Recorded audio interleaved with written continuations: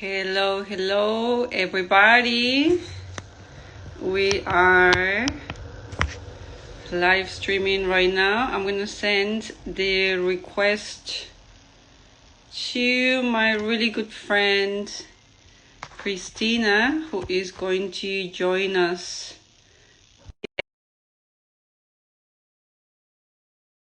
to this good talk. Hopefully you can connect with us. In short, she will be here. And hello, Christina. Maybe I need to invite you again. Let me know if that works now for you. Hopefully, all good. Sorry. Right now. Hey, we made it, Christina. Hey, hola, amiga. Hola, Christina. How are you? I'm great. How are you? It's so nice to see you. So like now we look so similar. So like.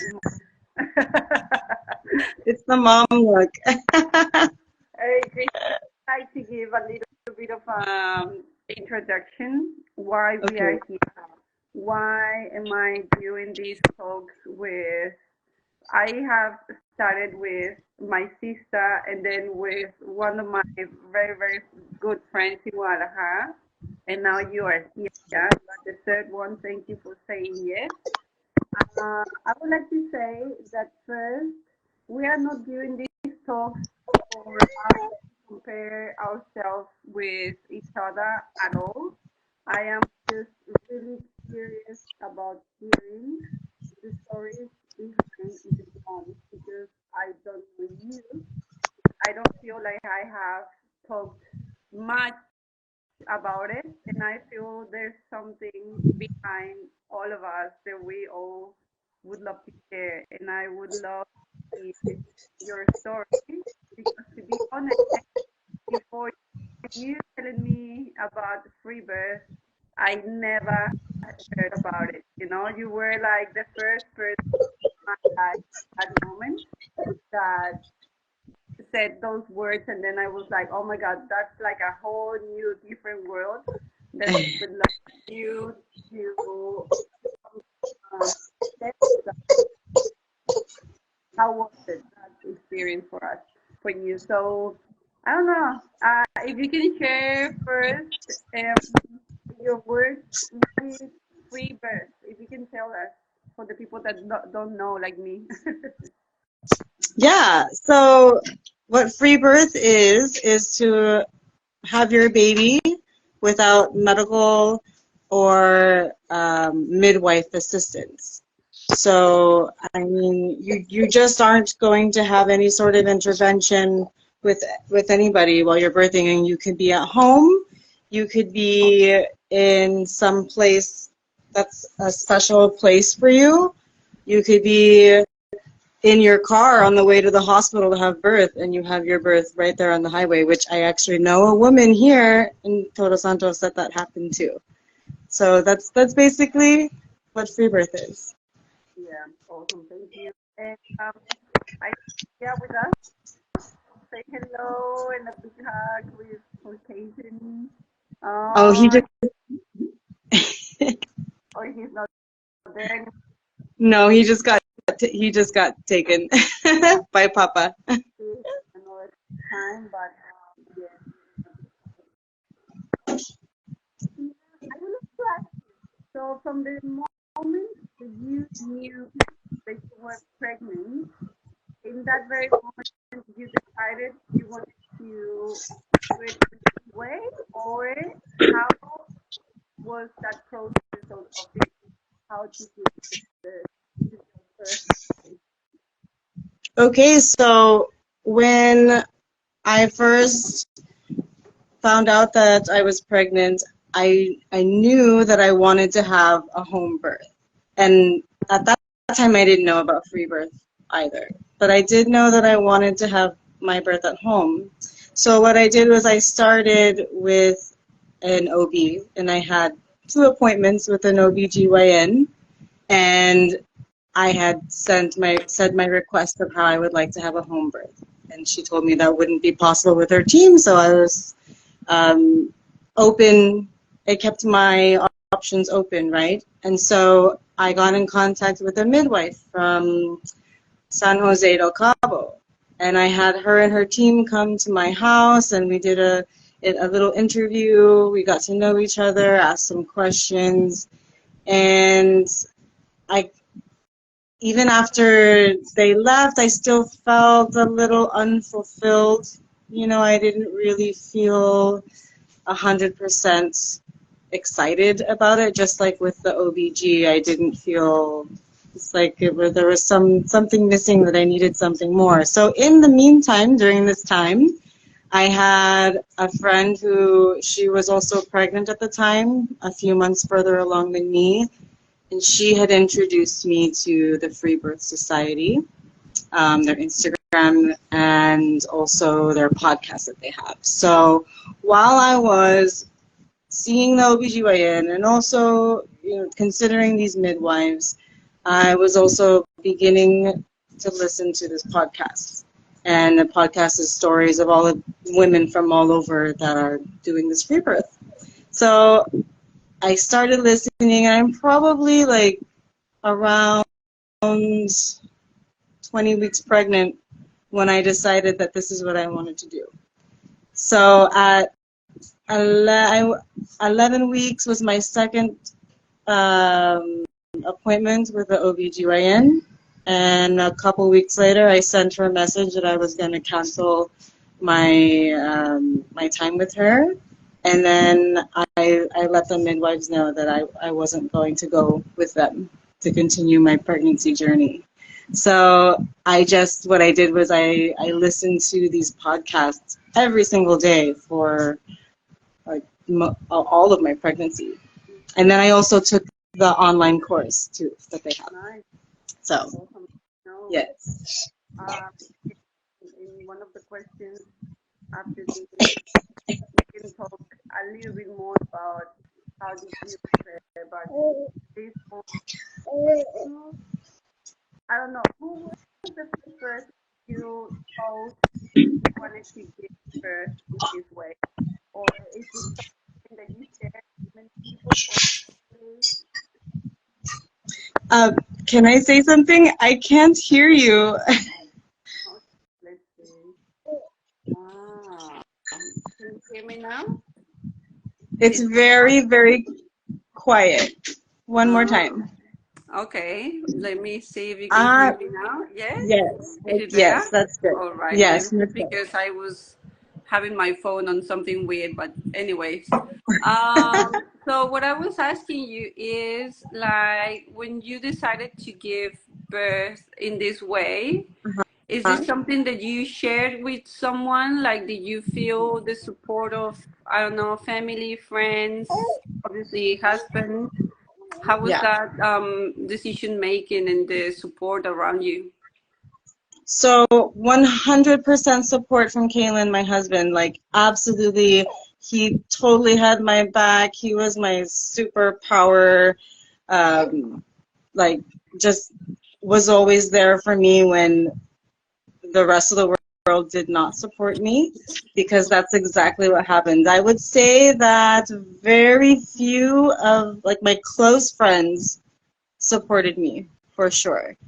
Whether or not they had their own doubts, they didn't let me know. They just told me, you know, they support me.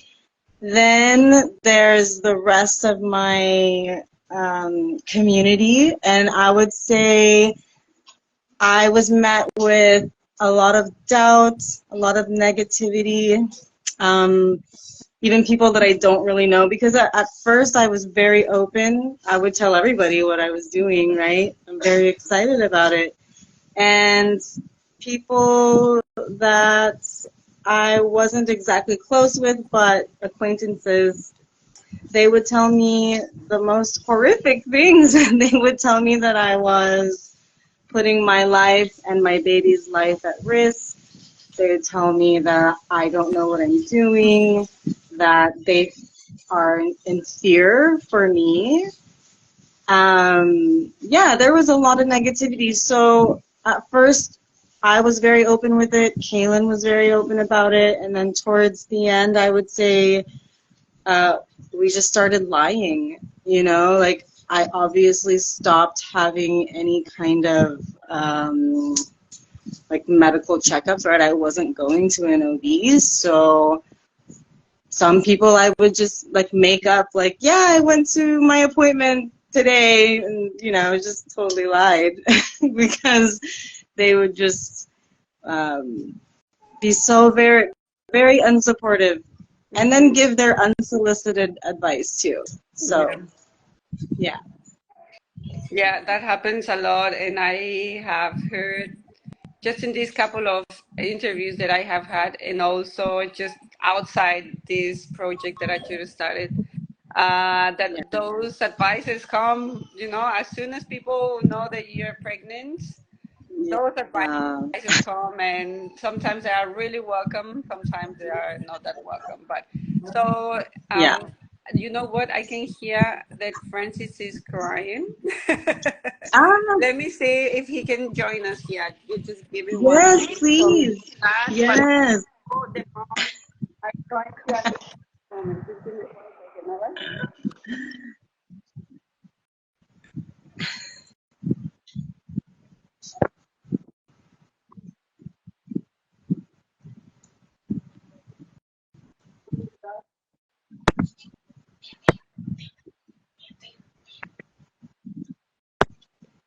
second, all right? Yeah, did you feel what? Hola, Francis. Oh, did you is it clear? A little bit. Yeah, okay. Just give me a second. All right. So, how was the way for you to deal with this? Obviously, you already said I have to lie. I have to pretend that I'm going through like a normal process, and that was it for you. Just start lying. Yeah. Um, yeah, you know, there comes a point where other people's opinion really doesn't matter, right? And I also am the only one that knows my body and has experienced what I've experienced in my body. So intuition is a very big part of my life, has been for decades, and I really took that into my pregnancy.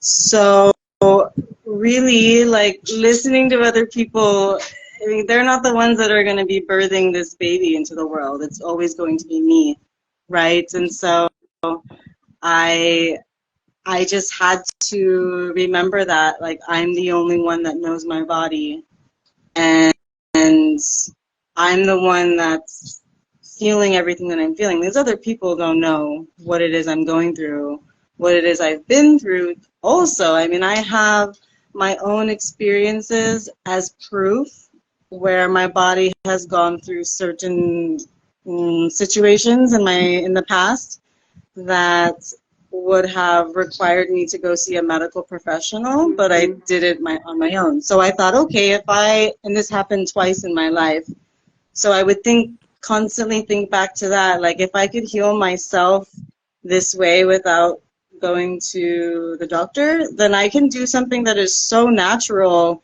and so, like, I'm, you know what I mean? Like, I'm doing something that's normal, and after having gone through it, it was quite normal, right? Yeah. So Hmm. yeah, I just kept that as my anchor. Like, I am the true professional of my health, Yeah. and these other people are not. Yeah. Yeah. Christina, and I was thinking about this in the morning because I was gonna go out with my husband and to see my mother-in-law, and everything takes time and everything takes preparation, right? So, in those months of being pregnant, what was the way that you were getting emotionally and mentally prepared for having the free birth? Like, yeah, how did you do it? So I would say listening to the Freebirth Society podcasts, that really helped me, hearing the stories of these women. Um, and also just really tuning in to my body and listening and feeling what's happening, because there's quite a lot of changes that happen to our bodies during pregnancy. So for me, that's what I was doing. I was very fortunate to spend my entire pregnancy at home, focusing on growing this baby. So I didn't have any other obligations other than this is my priority. So really a lot of solitude time within my home and within my family. There came a point in my pregnancy where I naturally, just instinctively, didn't want to be around other people. So towards the end, I was more like nesting, being a hermit, right? Like really calling it in, focusing in my body, my baby, my family. That was really helpful to get me ready too, because then I'm also not being exposed to so much energy. Yeah. And also food was a big part. I was making sure just eating a lot of high fat, high protein. That was for me. Like I also didn't take, prenatal vitamins. Mm-hmm. I started that in the beginning when I was with the OB. Of course, they make you do that. Mm-hmm. I guess nobody makes you, but I chose that, and then I quit doing that, and then I just focused on high fat, high protein food. I ate cow liver at least once a week, and that's what worked for me. And that's what helped me to prepare for having this baby at home with my husband.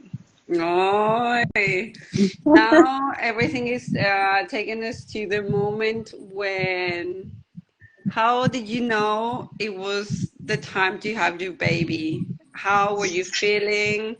Tell me about that night. Was it nighttime? Yeah, it was nighttime. Yeah, just if you can give us as much detail as you can and as you want to.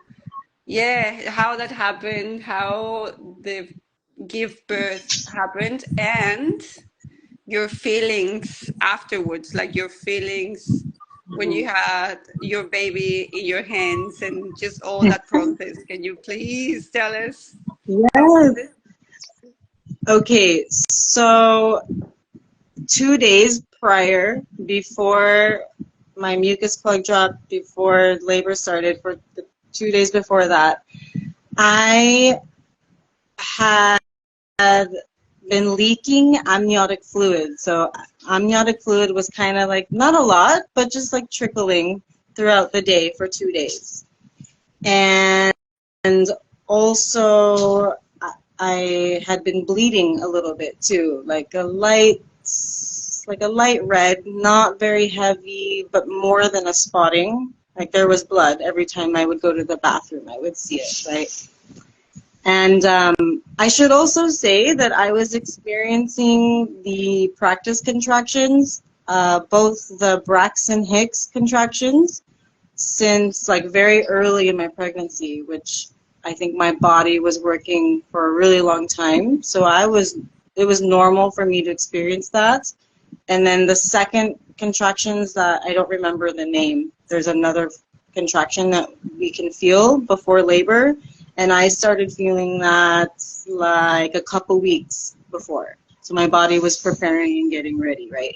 So 2 days before labor starts, I'm leaking amniotic fluid, I'm bleeding, and I'm just like feeling very, just big, swollen, uncomfortable.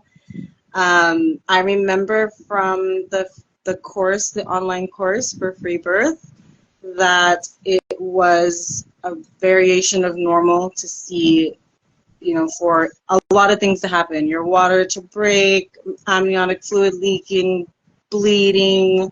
So all of these things I already knew may or may not happen. So I wasn't surprised and I wasn't afraid. Then the day before labor starts, I'm hungry, the hungriest I've ever been in my entire pregnancy, and I just eat all day long. Mm-hmm. and which I remember reading some women have done that. So anyway, I was very hungry and I ate a lot. And I was woken up also in the middle of the night. Those 2 nights, I kept waking up from the contractions. They were quite mild. They weren't strong, and they were very sporadic. It wasn't like every hour or something. It was like, you know, I would have one, a couple hours later, another, or 5 minutes later, another, very sporadic. So the morning of, I asked my husband, Kalen, he had bought me a inflatable pool from Soriana. It's just like a little inflatable kiddie pool, because what I wanted was to just put pillows, blankets, and towels in there for comfort. I didn't want water. I just wanted somewhere soft to be. So that morning I asked him to inflate the pool, and he was like, "Are you sure? Because, I mean, we don't know if it's going to be up for a day or a week. Like, we don't know." And I was just like, "Please inflate the pool. I just want to lay in it, you know, and be comfortable and test it out." So I laid a long time in that pool. And I would go between that inflatable pool, which was just in our living room is where he put it, and our backyard. There's a nice little garden back there. So I would just sit back there and then come back to the pool. And then sometime in the afternoon, somebody, I think my neighbor, was like, "You should go for a walk." So I went for a walk from my front door, like 60 meters to the end of the road and back.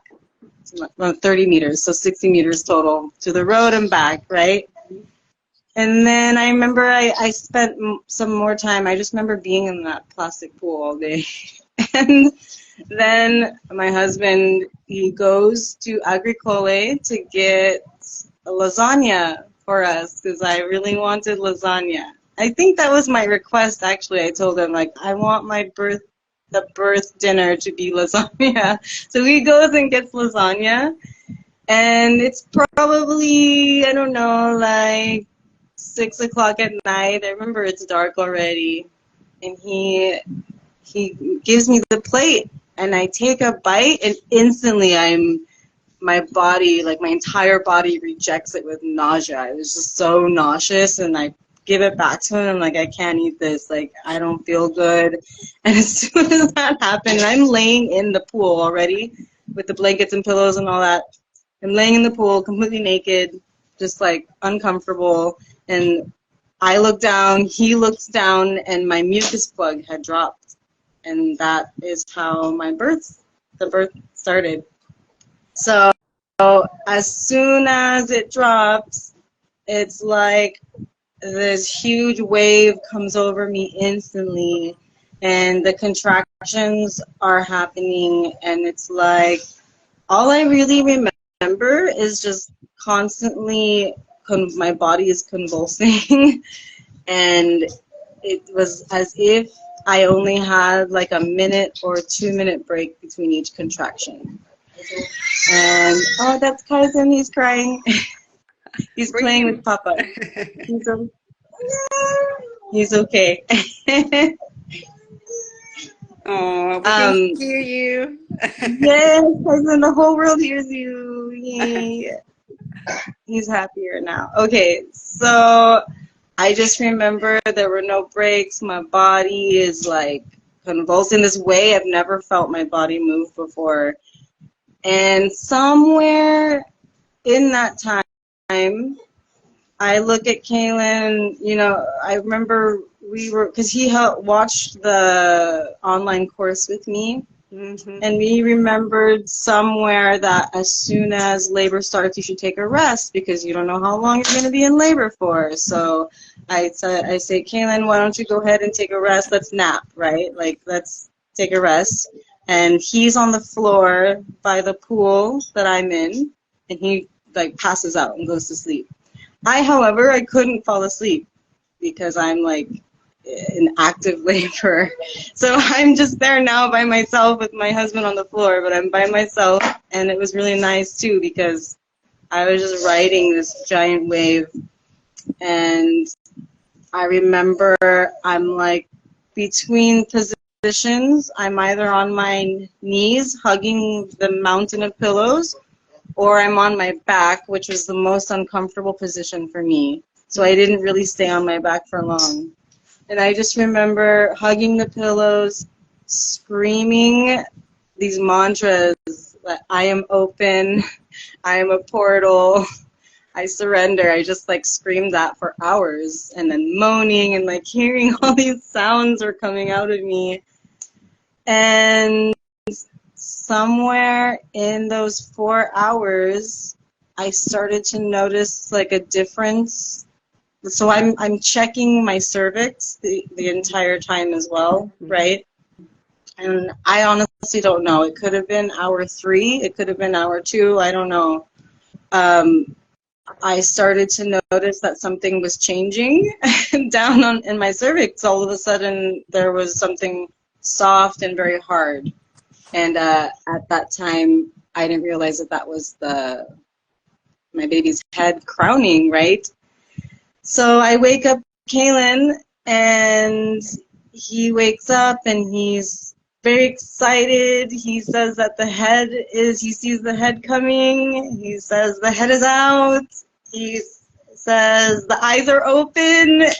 And I just pushed as hard as I could push. So for the first time within those amount of time, I actually pushed.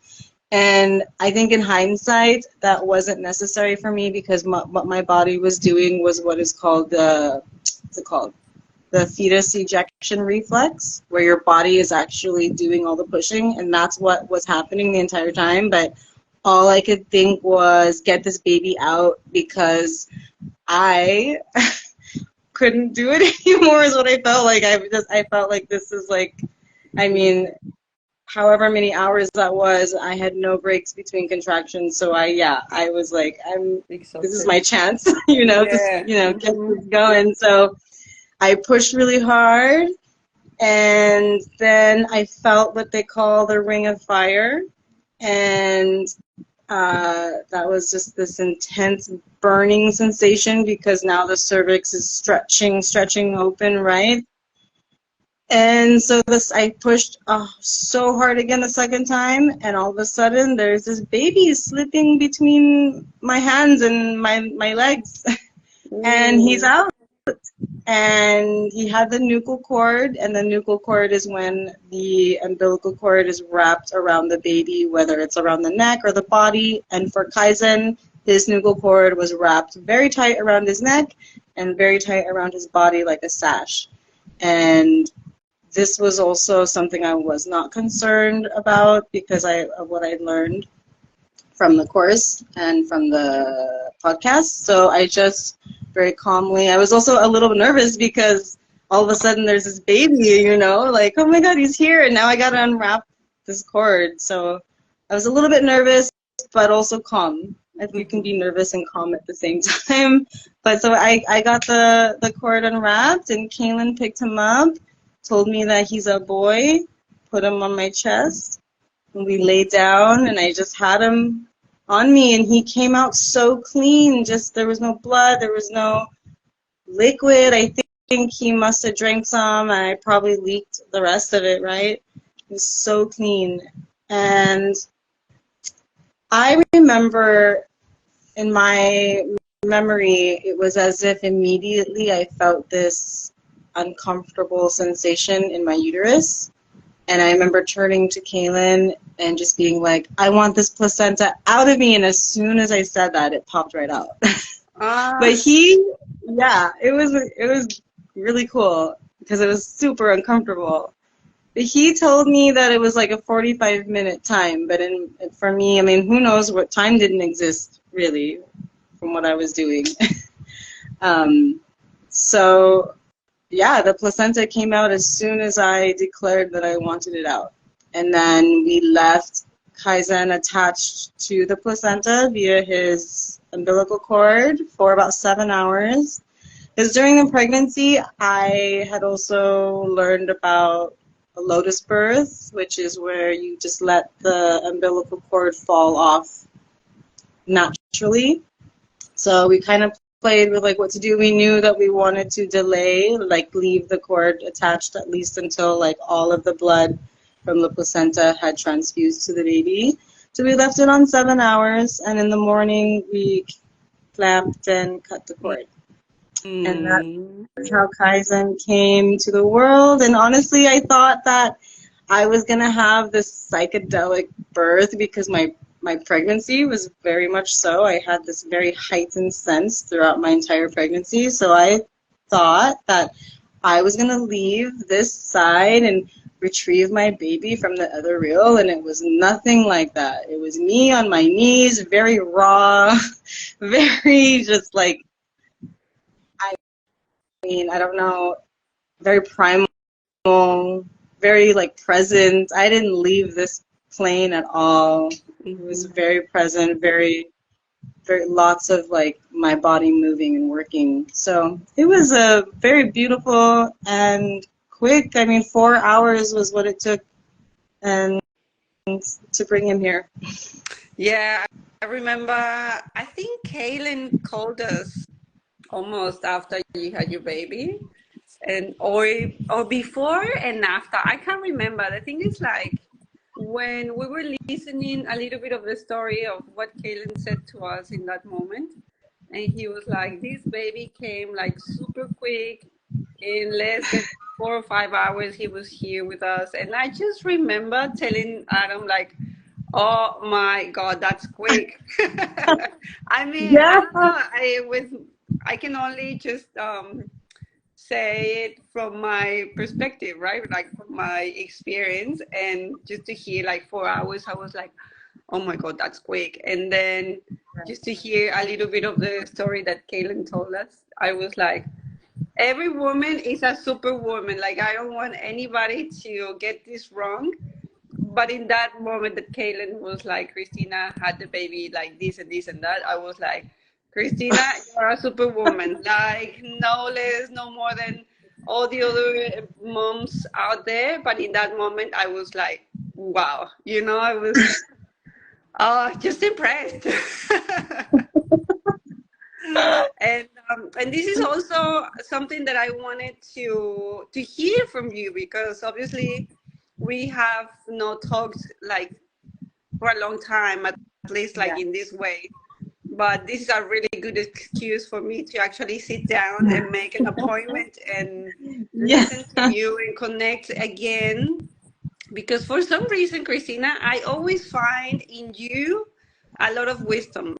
Don't ask me why, but every time that we were sitting by the fire in Todos Santos, it was always like, there's no moment wasted when you spending the moment with good people. And for me, you and Kaylin are that type of people that we really miss a lot, even though it doesn't look like it, because maybe I don't call you, but it is like that. We miss you, and I think you are a great woman, and I'm so happy that you could have your baby in the way that you wanted to have your baby. Thank you. And just to continue, Christina, what, again, like in your experience, and because you said this is something that you wanted to share with the mom, what's the importance of the immediate postpartum care? Like, how can we take care of the mom so the mom can actually focus a little bit more in taking care of the baby? Please share with us your all wisdom, please. So, from my experience, I was very fortunate. My community really came together, and they brought meals. So, like the very next morning, so Kaizen was born at 11:45 p.m. on a Friday. The very next morning, by like 7 a.m., we already had our first visitor come with food, and it was literally a food train. That's what they call it, is a food train. And literally, like every single day for the first 2.5 weeks, we would have, either one person come one day or 3 different people came on the same day, and it was food that could be put in the freezer so that Kaylin also didn't have to cook as well. It made it really easy for us to just focus on, our new baby being here. And it was really helpful because it was one less thing to think about. There's a lot that goes on, especially for the mom, right? I mean, there's a lot of healing that needs to happen too. So food is really important. Like the mother really shouldn't be out of the bed. I heard that there's like a 1 week in the bed, 1 week around the bed, 1 week around the house. And I really believe that.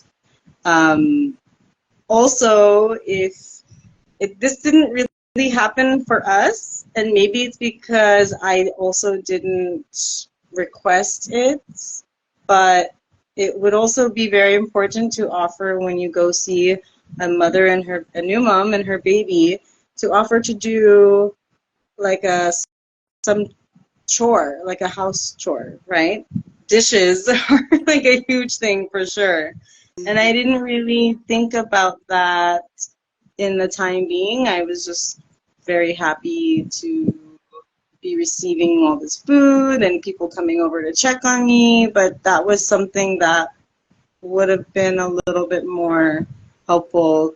Some people just want to hold the baby, but I think in this time to hold the mother is very important, and it can be stressful to see a pile of dishes, like something so small, like a pile of dishes, right? Which in hindsight now, I'm just like, whatever, I have, screw the dishes, right? Like there are other things that are more important, but yeah, so just even, you don't have to clean the whole house, or it just some little thing that's one less thing for the mom to take care of while she's taking care of the baby.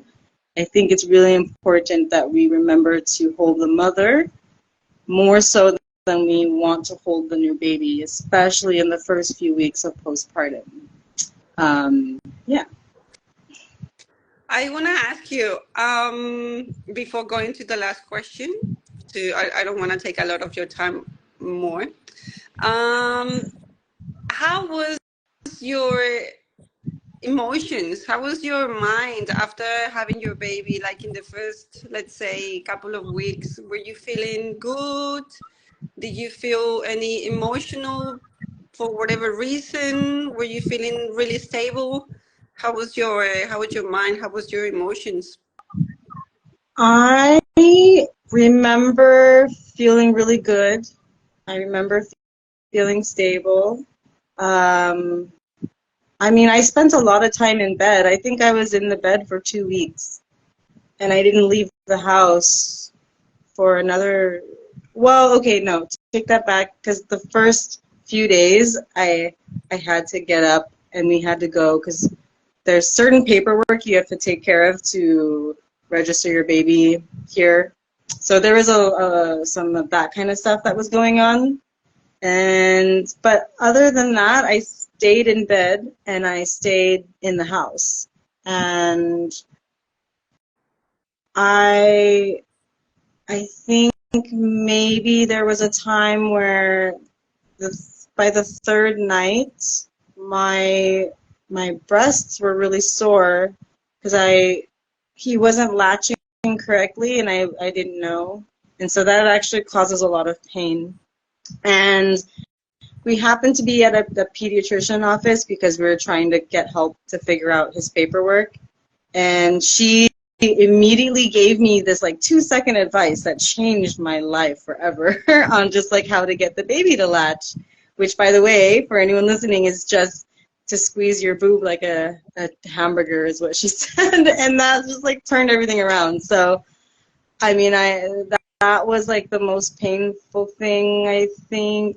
Probably actually my whole body. I was, everything's coming back, and it takes a really long time for things to come back together.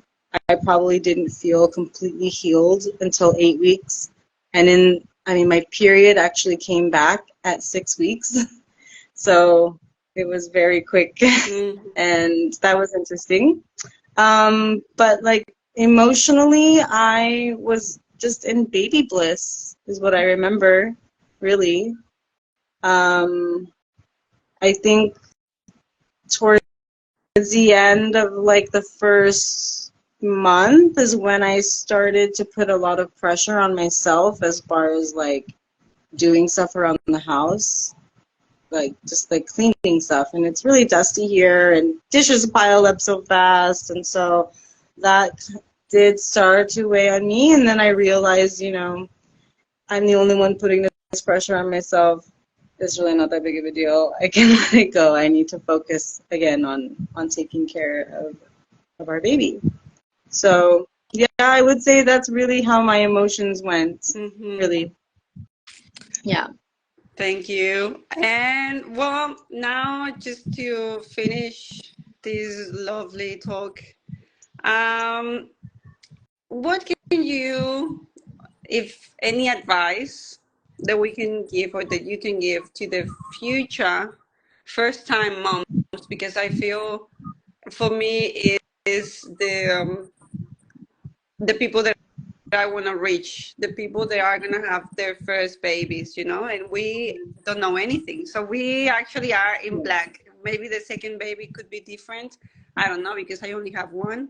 But at Yeah. least, what would you tell to the future first time moms that something that you would have liked to know, or just in general, what words would you tell them? Well, definitely eat.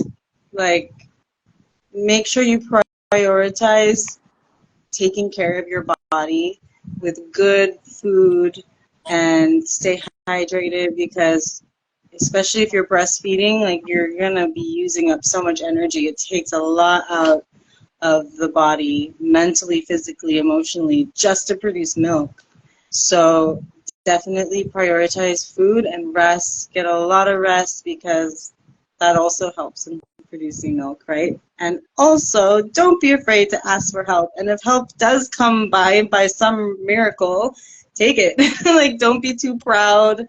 Don't feel like you have to be super mama, like you have a few-week-old baby. Like, I mean, everyone's different, but it takes a really long time for our bodies to bounce back from what we've been through, regardless of how we've birthed our babies. Like, everyone needs to be nurtured and taken care of. And for me, it's really hard to ask for help, so I didn't. But now I would have, like, anyone that came to the door to drop off food, I would have been like, hey, can you do this for me, please? Like, I would have absolutely, yeah.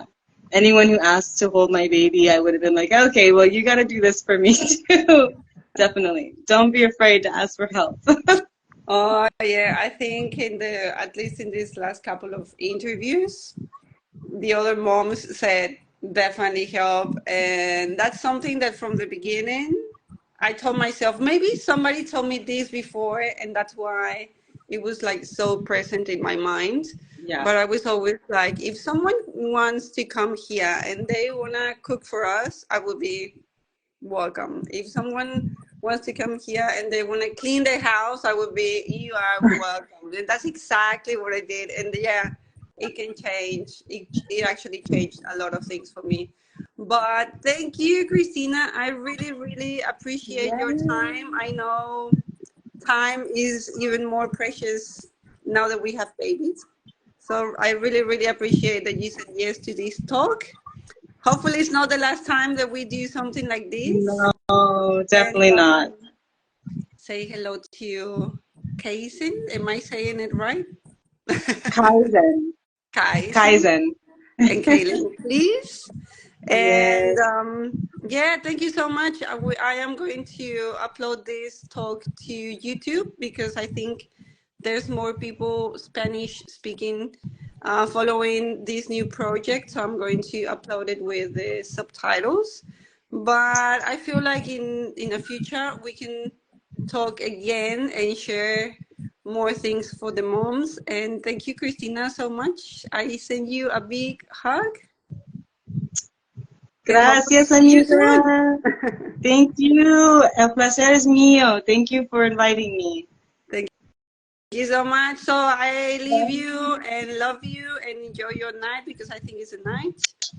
And Yes. yeah, thank you so much. We'll see you soon. Gracias, amiga. Te quiero. Chao, chao. Okay, ciao, ciao. Gracias. Bye.